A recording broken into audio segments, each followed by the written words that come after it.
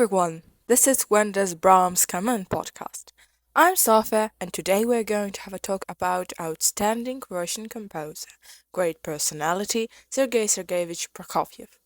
His abilities were unique, he had unshakable determination and was not broken by life's difficulties, and there were many of them. Sergei Prokofiev was born in 1891. His mother was a pianist, and there was always music in the Prokofiev's house. From early childhood, he was interested in the piano and he really wanted to learn how to play it. He started to compose music at the age of 5.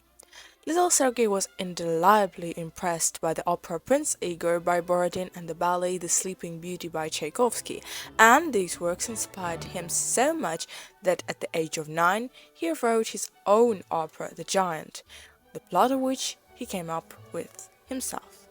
At the age of 13, he became a student at St. Petersburg Conservatory.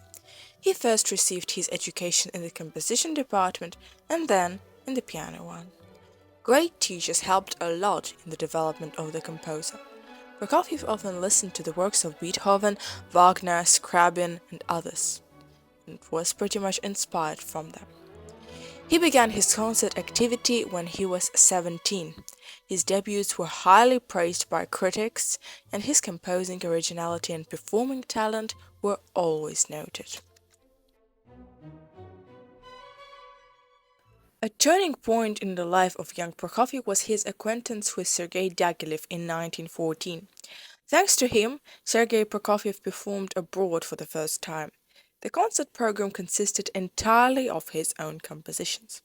By the way, Diaghilev greatly popularized Russian culture in Europe and America. He was the organizer of the Russian seasons, which took place in Paris, London, Berlin, and so on. With the help of Diaghilev, Prokofiev wrote 4 ballets. Prokofiev perceived the revolution in Russia very negatively. In 1918 he went to Tokyo and then went to New York. For a long time he lived in France and constantly toured. In 1923 he married the Spanish singer Lina Kodzina, with whom he often traveled to performances. When Prokofiev came to the USSR, he was received luxuriously. The authorities greeted the composer grandly, the success with the public was magnificent. He was offered to return back, promising the status of the first composer, and in 1936 he moved with his family to Moscow, receiving a wonderful flat and a huge number of orders to compose. In 1941 he left the family and got married for the second time. Prokofiev wasn't spared the dramatic events of 1948.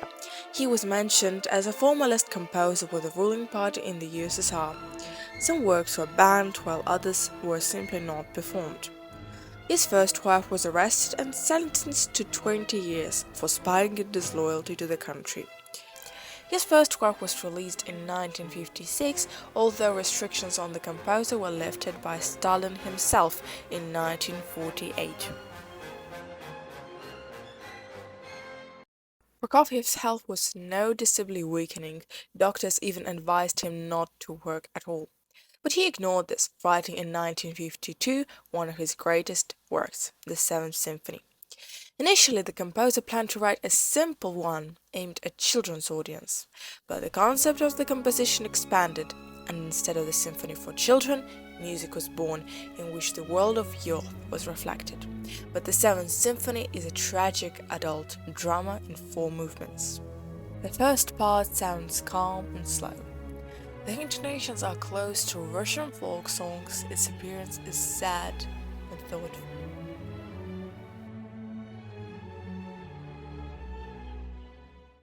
In the second movement, the waltz, there are very bright colors captivating concert brilliance. The part is very delicate and graceful. There is a feminine dance in it, either shy or sly.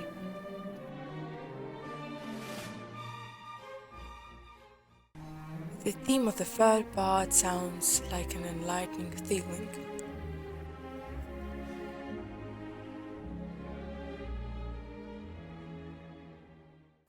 The fourth movement is full of scherzo. It takes us back to childhood memories. It's a kind of game.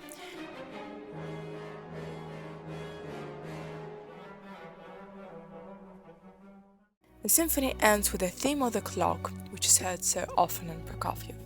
At first, the piece should have ended with that theme, but the composer's friends said that a Soviet work could not end like that. The ending was assigned and the concept changed slightly. Now there are recordings of both variants. The Seventh Symphony is like a whole life. During the 30 or 35 minutes of performance, the listener's childhood, youth, and present age flash through. Prokofiev attended the premiere of the symphony, but a few months later, on the 5th of March in 1953, his heart stopped.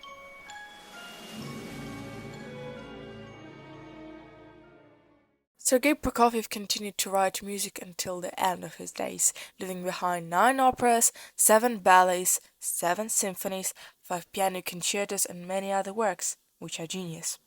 The first composer of the USSR is recognized and revered in the whole world. But need to say that he was incredibly talented not only in music, but Sergei Prokofiev was also a brilliant chess player. Chess is a musical thought, he once said. That is where the clock themes come from. Brahms will come to see us again, but for now, see you soon. This was When Does Brahms Come In podcast, and sincerely yours, Sofia.